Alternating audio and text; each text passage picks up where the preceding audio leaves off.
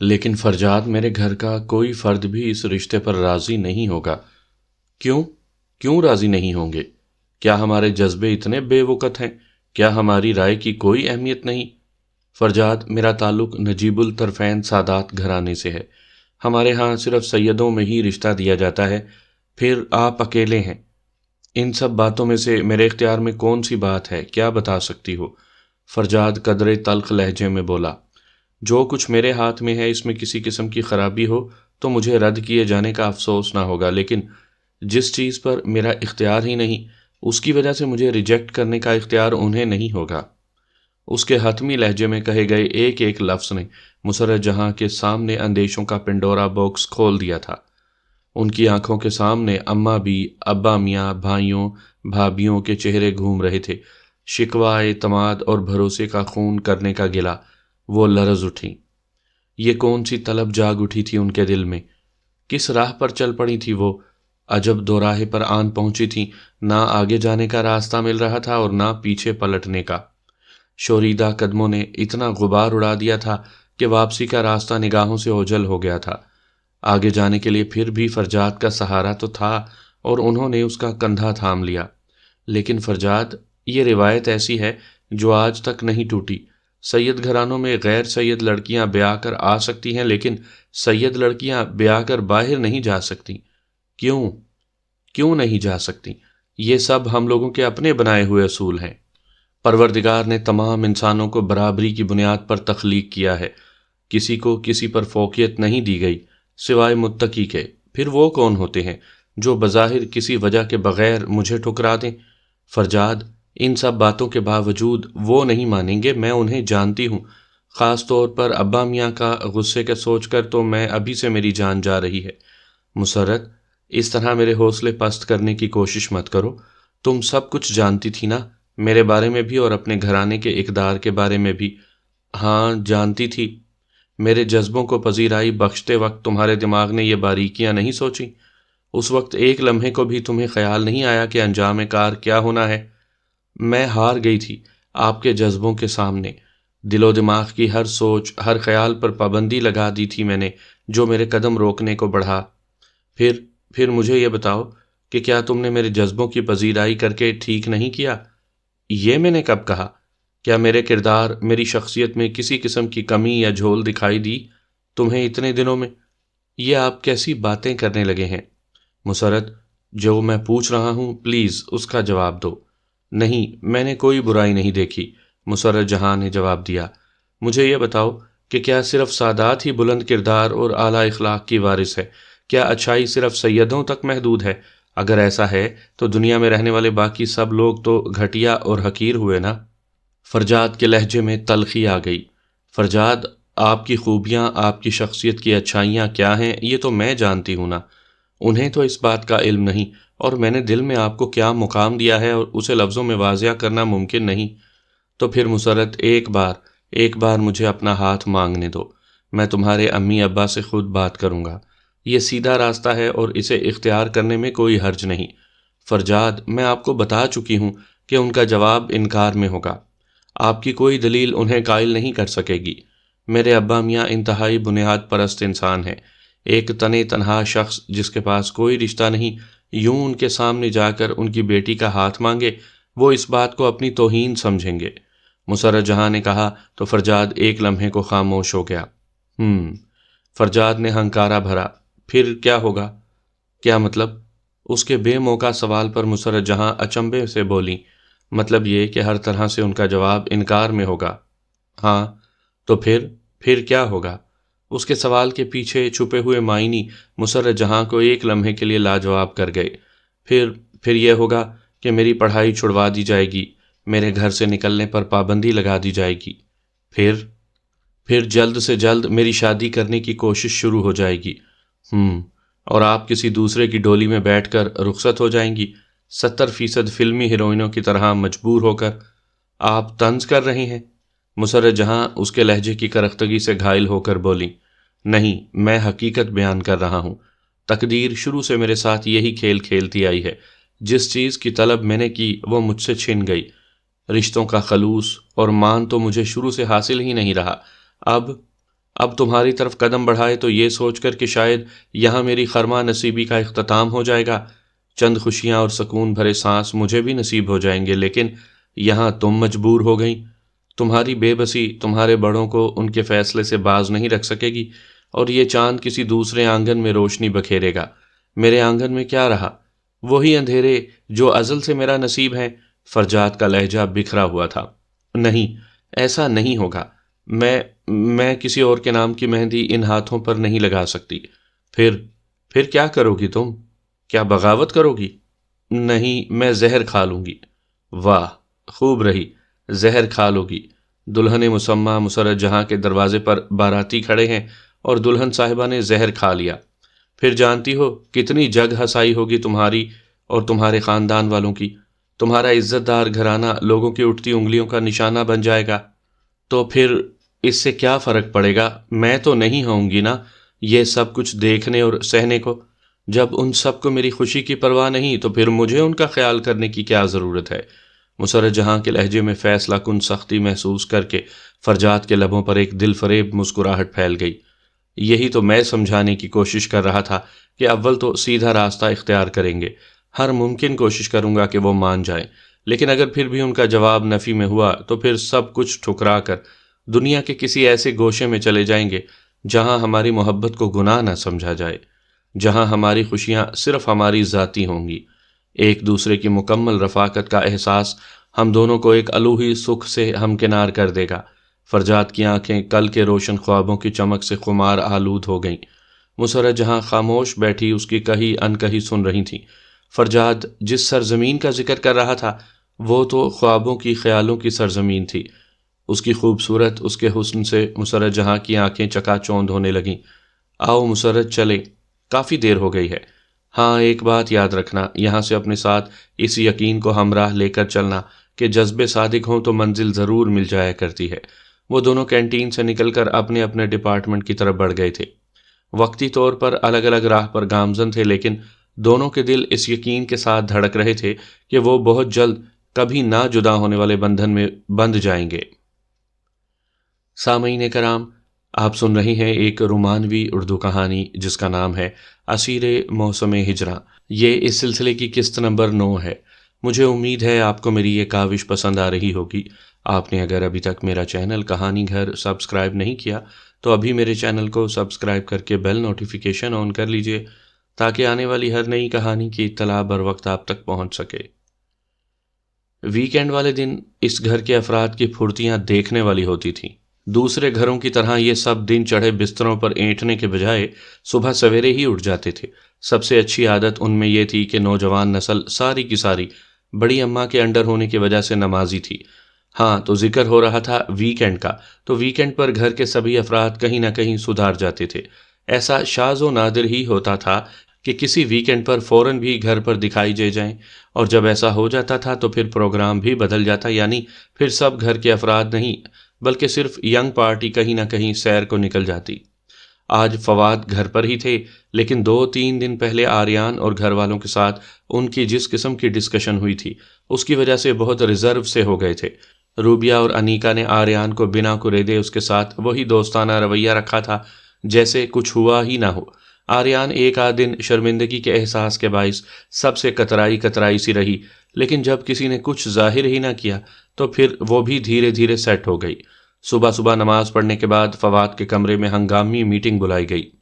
ہرکارہ خصوصی 7th class کے student Azhar چچا کے برخوردار طاہر تھے، جنہوں نے انیکا صاحبہ کے حکم کے بمو جب سب کے دروازے کھٹکھٹا کر انہیں مطلع کیا، اور ٹھیک 8 بجے میٹنگ کے تمام اراکین فواد کے بیڈ روم میں موجود تھے۔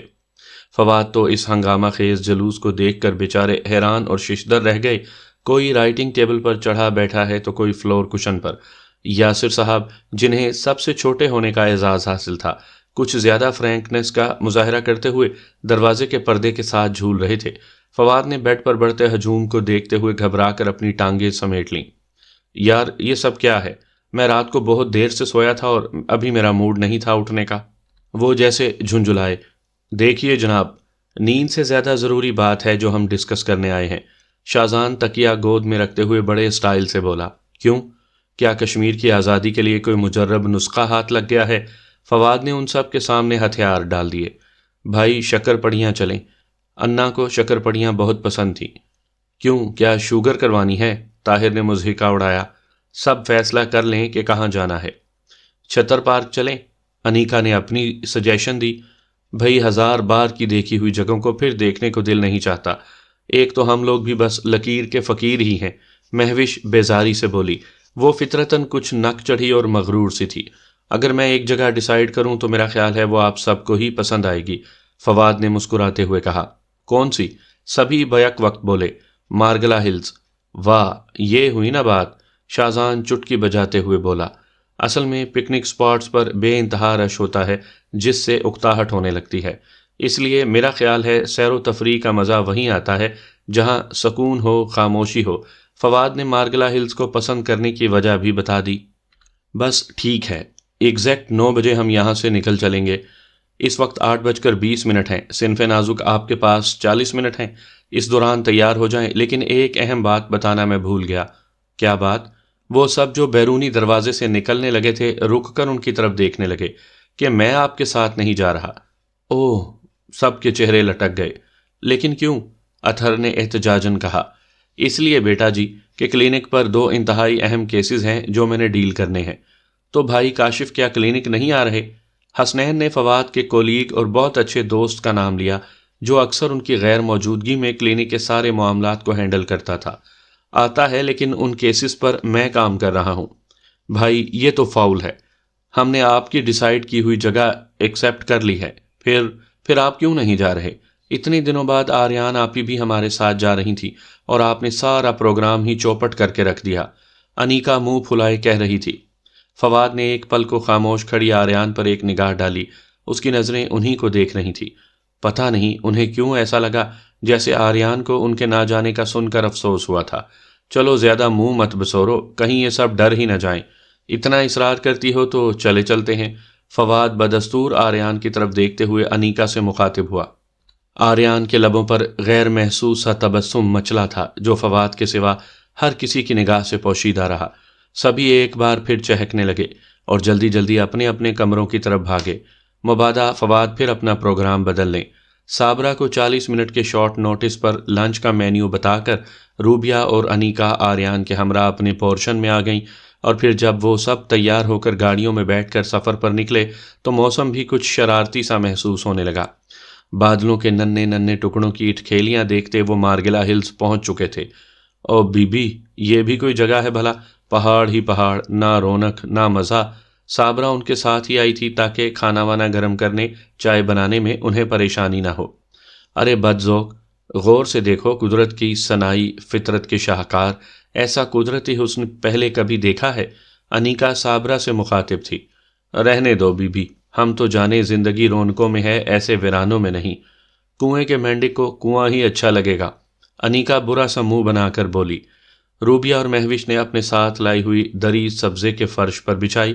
انہوں نے اپنے لیے نسبتاً خاموش سا گوشہ چنا تھا، ارد گرد کسی قسم کی چہل پہل نہیں تھی۔ آریان، مہوش، فواد اور روبیہ دری پر براجمان ہو گئے۔ شاہزان اور انیکا بچہ پارٹی کو لے کر پارک کی سمت چلے گئے۔ کتنی عجیب بات ہے، آریان کو ہمارے ہاں رہتے ہوئے تقریباً 1 ماہ ہو گیا ہے، لیکن میرا اس سے ابھی تک تفصیلی تعارف نہیں ہوا، مہوش نے کہا۔ در حقیقت آریان کو مہوش کچھ نک چڑی سی لگی تھی، اس لیے اس نے خود کو اس کے معاملے میں ریزرو کر لیا تھا، جبکہ روبیہ اور انیکا اس کے ساتھ بہت فرینک تھیں۔ اصل میں تم اپنی دنیا میں اتنا مگن رہتی ہو کہ گرد و پیش کی تمہیں ذرا کم ہی خبر ہوتی ہے۔ فواد نے اسے احساس دلایا کہ وہ اپنے ارد گرد کو خاطر میں ہی کب لاتی ہے کہ اسے کچھ علم ہو کہ گھر میں ہو کیا رہا ہے۔ اب ایسا بھی نہیں، میں ملی تو تھی آریان سے لیکن زیادہ گپ شپ نہیں لگائی۔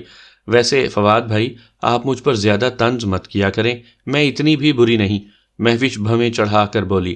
ارے میری بہنا، میں طنز کب کر رہا ہوں؟ چلو اس ٹاپک کو چھوڑو، کوئی اچھی سی بات کرو۔ فواد کو لگ رہا تھا کہ مہوش حسب عادت ماحول کو کشیدہ کرنے کی کوشش کر رہی ہے، سو موضوع بدل دیا۔ ابھی انہیں تھوڑی دیر ہوئی تھی کہ انیکا وغیرہ واپس آ گئے۔ میں اچھی طرح جانتی تھی کہ بور لوگ خاموش بیٹھے ایک دوسرے کے منہ دیکھ رہے ہوں گے۔ ویسے شاہزان، یہ جو ہمارے بڑے ہیں، انہوں نے کیا سنجیدگی کے سارے ریکارڈ توڑنے کی قسم کھا رکھی ہے۔ ہاں لگتا تو کچھ ایسا ہی ہے، دیکھو نا، ایک طرف تم ڈاکٹر کو بٹھا کر چلی گئیں اور دوسری طرف 2 عدد ٹیچرز، جبکہ تیسری طرف LLB کی اسٹوڈنٹ براجمان ہیں۔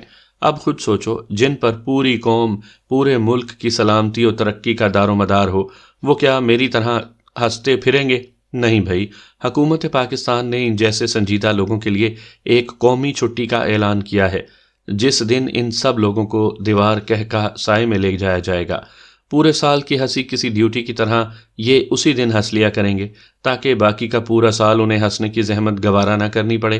شاہزان نان سٹاپ بولے چلا جا رہا تھا۔ روبیہ اور مہوش کے ساتھ ساتھ فواد اور آریان بھی ہنس دیے تھے۔ آریان نے بہت دلچسپی سے اس چلبلے سے لڑکے کو دیکھا تھا، جو عمر میں انیکا سے کچھ بڑا ہوگا اور عادت میں اسی کی طرح کا ہنسمکھ اور بزلائے سنج۔ تمہاری اس اتنی لمبی بکواس کا مطلب کیا ہے؟ فواد بولے۔ بھائی لوگوں، میں تو یہ کہنا چاہتا ہوں کہ یار چھٹی ہے، اسے انجوائے کرو، ہنسو بولو۔ تو بول تو رہے ہیں۔ جی جہاں بالکل، اقوام متحدہ کی سلامتی کے اراکین کی طرح سنگین سی سنجیدگی چہروں پر طاری کیے آپ چھٹی میں تو انجوائے کر رہے ہیں، تو پھر کیا کرنا چاہیے؟ فواد اس کی بکواس سے تنگ آ کر بولے۔ تو پھر یہ کہ کوئی کھیل کھیلا جائے۔ بچے تو پارک میں مصروف ہیں اور میں اظہر میاں کو ان کا باس بنا کر ان کی نگرانی پر چھوڑ آیا ہوں۔ پیچھے رہ گئے ہم، تو ہم بھی تو بچے ہی ہیں، اس لیے کھیل ہمارا حق ہے۔ تو تمہارا کیا خیال ہے، آنکھ مچولی کھیلی جائے گی یا میں گھر سے ایک کھیل کی تیاری کر کے آیا ہوں، اگر اجازت ہو تو ماں بدولت اسے شو کرے۔ جلدی کرو، خواہ مخواہ اتنی دیر سے بوریت پھیلا رکھی ہے، انیکا نے بے صبری سے کہا۔ فواد، مہوش، آریان اور روبیہ بھی اس کی طرف متوجہ ہو گئیں۔ جی ہاں، تو کھیل ہے قرعہ اندازی۔ ان پرچیوں پر چند باتیں لکھی ہیں، جس کے پاس جو پرچی آئے گی اسے وہ کر کے دکھانا ہوگا۔ شاہزان نے جیکٹ کی جیب سے کاغذ کی طے شدہ پرچیاں نکال کر سامنے دری پر ڈھیر کر دیں۔ بھائی میں تو پہلے ہی اس کھیل سے دستبردار ہوتی ہوں، ہم کیا جانیں ان میں کیا لکھ رکھا ہے؟ مہوش نے کہا تو شاہزان نے گھور کر اس کی طرف دیکھا۔ آپ جیسی سڑیل بہن سے اور توقع بھی کیا کی جا سکتی ہے؟ ان میں کوئی ایسا ناممکن کام نہیں لکھا جو آپ کر نہ سکیں۔ بہرحال ہم 4 افراد ہیں، سب سے پہلے بسم اللہ کون کرے گا؟ شاہزان نے کہا۔ میرا خیال ہے انیکا، سب سے پہلے پرچی اٹھاؤ۔ روبیہ نے انیکا کو آگے کر دیا۔ کیوں، مجھے کیا قربانی کا بکرا سمجھ رکھا ہے؟ انیکا بدک کر پیچھے ہٹی۔ ارے تم اس قدر گھبرا کیوں رہی ہو؟ کھیل ہی تو ہے، کوئی محاذ جنگ تو نہیں۔ شاہزان نے کہا۔ چلو شاباش، ہمت کرو۔ ہمت کرو سے کیا مراد ہے تمہاری؟ میں سمجھ گئی، یقیناً اس میں کچھ ایسا ہے جو ٹھیک نہیں۔ یار کیا ہو گیا ہے انیکا؟ کم سے کم تم جیسی بہادر لڑکی سے مجھے اتنی بزدلی کی توقع نہیں تھی۔ نہیں خیر، اب بزدل کہہ کر ماں بدولت کے جلال کو آواز مت دو، ہم اٹھائے لیتے ہیں۔ انیکا نے ہاتھ بڑھا کر ایک پرچی اٹھائی اور بغیر کھولے شاہزان کی طرف بڑھا دی۔ حاضرین مجلس مکمل طور پر ان دونوں کی طرف متوجہ تھے۔ شاہزان نے پرچی کھولی، پڑھی، ایک معنی خیز مسکراہٹ اس کے مونچھوں تلے مچلی۔ مسکراتی نگاہوں سے اس نے انیکا کی طرف دیکھا۔ جی ہاں، پہلی پرچی جو مس انیکا نے اٹھائی ہے اس پر لکھا ہے کوئی سے 3 جانوروں کی آوازیں نکالیں۔ یعنی؟ روبیہ نے ایک بار پھر یقین دہانی چاہی۔ جی ہاں بالکل، آپ حاضرین میں سے کوئی بھی ان جانوروں کے نام سلیکٹ کر کے انیکا کے سامنے اپنی فرمائش رکھ سکتا ہے۔ میرا خیال ہے اس معاملے میں روبیہ کی خدمات حاصل کی جا سکتی ہیں۔ شاہزان کی باتیں سن کر انیکا دانت کچکچا رہی تھی لیکن بولی کچھ نہیں۔ ہاں تو روبیہ بتاؤ ان جانوروں کے نام۔ روبیہ نے ایک نظر انیکا کے چہرے کی طرف دیکھا، جہاں کچھ ہونک پن اور بے بسی نے عجیب سے نقش و نگار بنا رکھے تھے۔ انیکا، سب سے پہلے بلی کی آواز نکالو۔ روبیہ کے کہنے پر انیکا نے بلی کی آواز نکالی۔ پرفیکٹ، بالکل ایسے نہیں لگ رہا بھائی جیسے کوئی جنگلی بلی چھیچڑے دیکھ کر خوشی سے میاؤں میاؤں کر رہی ہو، شاہزان شرارتی لہجے میں بولا۔ فواد ہنس دیے۔ اب دوسری فرمائش، شاہزان نے سلسلہ آگے بڑھایا۔ اب بکری کی آواز نکالو۔ بھئی یہ فاؤل ہے، کوئی مشکل آواز بتاؤ۔ بلی اور بکری کی آواز تو بچے بھی نکال سکتے ہیں، اپنی بہن ہے اس لیے ایسی رعایت برتی جا رہی ہے۔ شاہزان احتجاج کرنے لگا۔ اچھا اگلی بار صحیح، اس وقت تو میں نے کہہ دیا ہے اور کھیل کی روح سے اب انیکا کو ماننا ہوگا۔ بکری کی آواز نکالنے کے بعد انیکا کو پیاس لگنے لگ گئی۔ تم اب فرار حاصل کرنا چاہتی ہو؟ جناب، تیسری فرمائش پوری کرنے سے پہلے کسی طور اپنی جگہ نہیں چھوڑ سکتی۔ جلدی کہو، انیکا نے کہا۔ چونکہ مس انیکا بدتمیزی کے مرتکب ہوئی ہیں اس لیے سزا کے طور پر تیسری آواز گدے کی نکالیں گی۔ روبیہ انیکا کے کوفت بھرے تاثرات دیکھ کر مسکراتے ہوئے بولی، یہ کیا بات ہوئی؟ یہ کوئی کھیل ہے؟ میں نہیں کھیلتی ایسا فضول سا کھیل۔ انیکا ناراضگی سے بولی، نہیں بھائی، اب گیم میں شامل ہونے کے بعد کوئی قدم پیچھے نہیں ہٹائے گا۔ فواد کے کہنے پر انیکا نے غصے سے ان کی طرف دیکھا۔ تو ٹھیک ہے، آپ نکالتے پھریں یہ عجیب و غریب آوازیں، میں تو نہیں نکالوں گی گدھے کی آواز۔ ارے انیکا، مذاق ہی تو ہے، جسٹ فار انجوائمنٹ۔ چلو شاباش، جلدی سے تیسری فرمائش پوری کرو تاکہ ہم دوسرے قربانی کے بکروں کی درگت بنا سکیں۔ شاہزان کے اصرار کرنے پر اس کے ڈھینچو ڈھینچو کی ناپسندیدہ آواز نکالتے ہی بنی اور بعد میں وہ منہ پھلا کر بیٹھ گئی۔ میرا خیال ہے حاضرین کچھ خوفزدہ دکھائی دے رہے ہیں، تو آپ سب کی اطلاع کے لیے عرض ہے کہ صرف یہی پرچی قابل اعتراض تھی، باقی سب بہت زبردست ہیں۔ اب یہ مس انیکا کی قسمت کہ یہ پرچی ان کے ہاتھ میں آ گئی، حالانکہ فادی بھائی کے پاس جانی چاہیے تھی۔ شاہزان نے کہا، اب آپ میں سے کون پرچی اٹھائے گا؟ اب فادی بھائی آگے آئیں، مہوش نے کہا۔ خلاف توقع، خلاف عادت، آج وہ اپنے کزنز اور بھائیوں کی رفاقت کو انجوائے کر رہی تھی۔ فواد نے ڈرنے کی ایکٹنگ کرتے ہوئے ایک پرچی اٹھا کر شاہزان کے ہاتھ میں تھما دی اور اس کی طرف یوں دیکھنے لگے جیسے اس کے ہاتھ میں ان کا نامہ اعمال ہو۔ واہ واہ! شاہزان پرچی پڑھ کر جھوم اٹھا۔ کہاں غریب مریضوں کی چیر پھاڑ اور کہاں عشق کی واردات! واہ، کیا کمبینیشن ہے! ڈاکٹر فواد علی شاہ اظہار عشق کر کے دکھائیں۔ کیا مطلب؟ یار بھائی، اپنی خیالی محبوبہ سے عشقیہ مکالمے بولیں ہمارے سامنے؟ نہیں بھائی، یہ اپنے بس کی بات نہیں۔ ارے بھائی، پریکٹس کر لیں، شاید ان قریب ایسا کوئی موقع آ جائے اور آپ بغلیں جھانکنے لگ جائیں ہماری ہونے والی بھابھی کے سامنے۔ شاہزان، یار مشکل کام ہے، کیا محبت کرنا یا محبت بھرے جملے بولنا؟ فواد کو چڑھا کر شاہزان کو مزہ آ رہا تھا، دونوں ہی۔ چلیں، وقت ضائع مت کریں، جلدی سے خیالی محبوبہ سے اظہار عشق کریں۔ یہ یاد رکھیے گا کہ پہلی بار عشق کا اظہار کرنا ہے۔ یعنی سیدھے سیدھے کہہ دوں کہ میں تم سے محبت کرتا ہوں؟ فواد مسکراتے ہوئے بولے، وہی ٹپیکل سڑک چھاپ فٹ پاتی عاشقوں والا جملہ۔ او بھائی میرے، کوئی جدت لائیں، کوئی نیا پن۔ ہر انسان کے ذہن میں ایک خیالی پیکر ہوتا ہے، اور جب وہ پیکر مجسم ہو کر سامنے آ جاتا ہے تو اس وقت اس کے کیا محسوسات ہوں گے؟ ان محسوسات کو زبان دینی ہے۔ کیا آپ کے ذہن میں کوئی خیالی پیکر نہیں ہے؟ ہے تو صحیح۔ کنکھیوں سے آریان کی سمت دیکھ کر وہ شرارت سے بولے، ہرے، تو پھر دیر کس بات کی ہے؟ جلدی سے اس خیالی پیکر کو نگاہوں کے سامنے لائیں اور جلدی سے اظہار عشق کر ڈالیں۔ یہ نہ ہو وقت گزر جائے اور آپ پچھتاتے رہ جائیں۔ شاہزان اپنی ہی ہانکے جا رہا تھا۔ فواد نے نظر اٹھا کر آریان کی طرف دیکھا، وہ انہی کی جانب متوجہ تھی۔ ان کی آنکھوں کا عجیب گہرا سا تاثر دیکھ کر اس نے نگاہیں جھکا لیں۔ فواد بولنے لگے تو شاہزان نے ٹوک دیا، یوں نہیں، کھڑے ہو کر۔ وہ اٹھ کھڑے ہوئے، پھر 2-3 قدم پرے ہٹ کر سامنے کی سمت رخ کر کے کھڑے ہو گئے۔ انہوں نے ایک نظر سامنے یوں دیکھا جیسے ان کا تخیل کسی پیکر کے سانچے میں ڈھل کر ان کی نگاہوں کے سامنے آ گیا ہو، ان سے بہت قریب۔ دھڑکنیں ایک ردھم سے دھڑکنے لگیں۔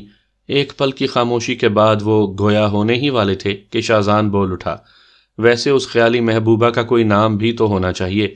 روبیہ اور انیکا نے بھی تائید کی۔ ربیہ؟ ربیہ کیسا رہے گا فواد بھائی؟ انتہائی بوگس۔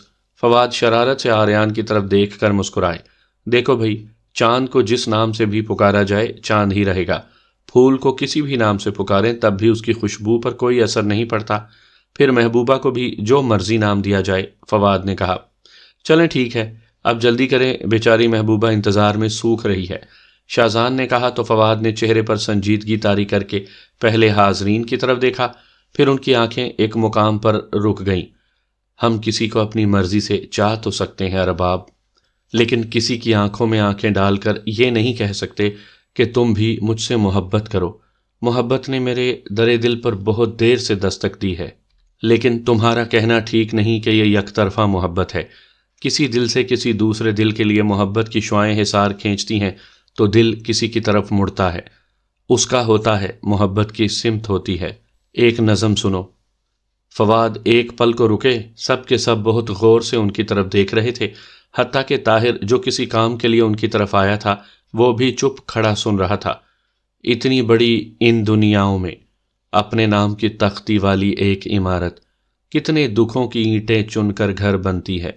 پتھر پتھر جوڑ کے دیکھو، میں نے بھی ایک گھر بنایا ہے، رنگوں، پھولوں، تصویروں سے اس کو سجایا ہے۔ دروازے کی لوح پر اپنا نام لکھوایا ہے، لیکن اس کے ہر کمرے میں تم رہتے ہو۔ رباب، تمہیں پتا ہے دکھوں کی ان اینٹوں کے درمیان تمہاری محبت کرنے کی لگن، سکون اور تسکین ہے۔ تم انتہائی پرمسرت خوشی جیسی ہو۔ میں اس خوشی سے اپنا دامن بھر لینا چاہتا ہوں۔ فواد خاموش ہو گئے۔ تالیوں کی آواز پر انہوں نے سر اٹھا کر دیکھا۔ شاید وہ بہت سنجیدہ اور خود فراموشی کی کیفیت میں چلے گئے تھے۔ آریان کی نظریں ان پر ٹکی ہوئی تھیں۔ یہ دھڑکتے لفظ تو تمہاری میراث تھے، اور میں نے انہیں تقسیم کر دیا، تشہیر کر دی، ان پاکیزہ، ان جھوٹے جذبوں کی جن سے تم خود ابھی آگاہ نہیں ہو۔ فواد کا دل اچانک ماحول سے اچاٹ سا ہو گیا۔ بھائی، آپ تو ڈاکٹر کم شاعر زیادہ لگ رہے تھے، شاہزان ہنستے ہوئے کہہ رہا تھا۔ یہ جو میرے ارد گرد بیٹھے ہیں شاید ان الفاظ کو سمجھ نہیں پائے۔ مجھے اپنے رویے سے انہیں کسی قسم کے شک میں مبتلا نہیں کرنا چاہیے۔ وہ سنبھل گئے۔ جی ہاں، ابھی آپ نے پرانی پاکستانی فلم کا ایک ٹریلر دیکھا، نادیدہ صبیحہ کے سامنے سنتوش صاحب کا اظہار عشق۔ تو اب باری ہے مس روبیہ کی کہ وہ بھی اس کار خیر میں شریک ہو جائیں۔ شاہزان نے پرچیاں روبیہ کے آگے ڈھیر کر دیں۔ اس نے پہلے سب پر ایک نگاہ ڈالی۔ میری بھی تو کوئی سن لے۔ انا اور باسر لڑ رہے تھے آپس میں، اتنی دیر سے کہنے کی کوشش کر رہا تھا، کوئی سننے کو تیار ہی نہیں۔ طاہر تنگ آ کر چیخ پڑا، کمال ہے، اب بتا رہے ہو؟ شاہزان، جا کر بلا لاؤ انہیں یہیں۔ فواد نے شاہزان کو اس کے ساتھ بھیج دیا۔ روبیہ نے پرچی اٹھا کر خود ہی پڑھی۔ اپنے دائیں طرف بیٹھے شخص کو منہ چڑھائیں۔ روبیہ نے فرمائش پڑھ کر دائیں طرف دیکھا۔ دائیں طرف بیٹھا ہوا تو کوئی نہیں تھا، البتہ اس طرف سے شاہزان ادھر کو آ رہا تھا، بمائے بچوں کی ننھی فوج لیے۔ روبیہ نے اس کو منہ چڑھایا تو وہ وہیں سے مصنوعی غصے سے بولا، یہ کیا ہو رہا ہے؟ تمہاری فرمائش پوری کی جا رہی ہے۔ روبیہ کندھے اچکاتے ہوئے بولی، میں نے کب کہا کہ میرا منہ چڑھاؤ؟ شاہزان قریب آتے ہوئے بولا، پرچی میں تو یہی لکھا ہوا تھا۔